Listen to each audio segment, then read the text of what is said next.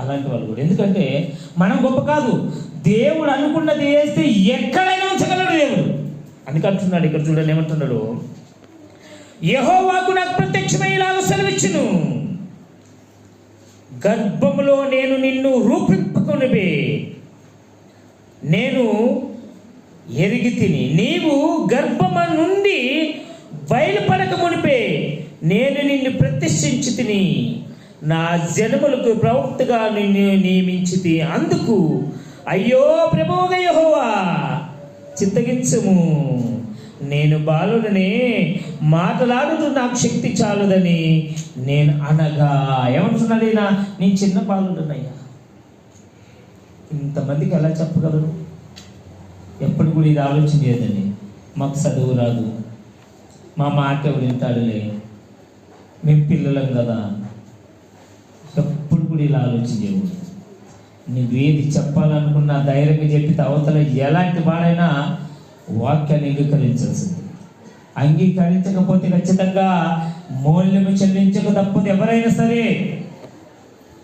అందుకు ఒక మాట చెప్తున్నారు చూడండి, ఎందుకు అంగీకరిస్తున్నారు అంటే మత్తయి సువార్త 10:20 ఈ మనిషిని గొప్పతనం కాదు ఎవరు మాట్లాడుతున్నా, ఆ దేవుని గొప్పతనం. ఏమంటున్నారు చూడండి, మత్తయి సువార్త 10:20 बोलणारे तुम्ही नाही, तर तुमच्या पित्याचा आत्मा आज तुमच्या ठाई बोलणार आहे. ఏమంటున్నాడు, మాట్లాడు వారు మీరు కారు, మీ తండ్రి ఆత్మ మీలో ఉండి మాట్లాడుచున్నాడు. ఎవరు మాట్లాడుతున్నారంట? దేవుడు మనలో ఉండి మాట్లాడిస్తున్నాడు కాబట్టి, దేవుడు మనలో ఉండి నడిపిస్తున్నాడు కాబట్టి నీవెక్కడికి పోయినా నీ తల ఎత్తుకునేలానే దేవుడు చేస్తాడు. ప్రతి మనిషి కూడా సేవ చేసినా చనిపోతారు, సేవ చేయకపోయినా చనిపోతారు, దేవుని నమ్మిన చనిపోతారు, దేవుని నమ్మకపోయినా చనిపోతారు. కానీ చనిపోయిన తర్వాత నీ స్థానం ఏంటి, ఎక్కడుంటున్నావు, అది తెలుసుకోవాలి. ఎందుకంటే దేవుడు ఒక్కొక్క క్షణాన్ని మనకి ఇస్తున్నాడు, ఒక్కొక్క నిమిషాన్ని మనకి ఇస్తున్నాడు.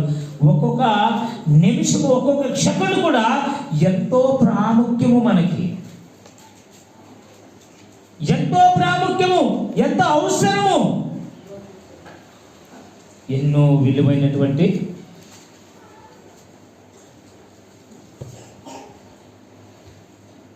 ఎంతో ప్రాముఖ్యం మనకి. మరి మనం ఏం చేస్తున్నాం? ఎవరు కూడా జీవితం పైన నెగ్లెక్ట్ చేయొద్దండి.